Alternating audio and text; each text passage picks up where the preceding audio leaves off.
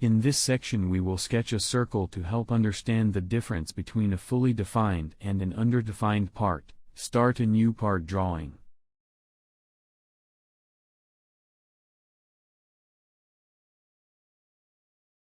Click the top plane tool and click the Sketch tab. Click the Circle tool.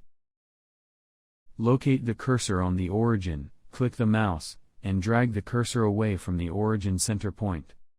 Note that the coincident relationship symbol appears next to the origin, indicating that the center point of the circle is located on the origin. Click the mouse to define a sketch radius for the circle.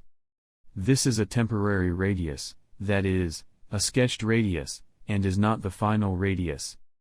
The circle will be blue, indicating that it is not fully defined. Click the Smart Dimension tool on the sketch panel.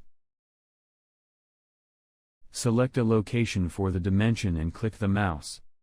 Click the circle and move the cursor away from the circle. The circle will initially be blue, not fully defined, until the mouse is clicked, locating the circle's dimension. When the mouse is clicked, the circle will turn black. It is now fully defined. We know the circle's diameter and location. When the mouse is clicked, the Modify dialog box will appear. The sketched diameter value will be listed in the box. This sketched diameter value is now the circle's diameter until we enter a new value. Enter a diameter value for the circle. In this example, a value of 200 was entered. Click the green OK check mark in the Modify box to enter the diameter value. Click the green OK check mark in the Manager area to finish defining the circle. To change an existing dimension, double-click the 200 dimension. The Modify dialog box will reappear. Enter a new value.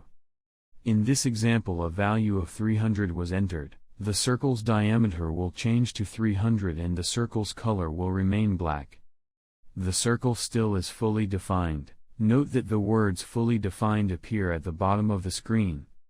The circle is fully defined because both its diameter and location are known. The location was fully defined when we located the circle's center point on the origin. Every circle needs a locational value and a diameter value to be fully defined. The locational value may be linear, an x and y component value, or polar, an angular,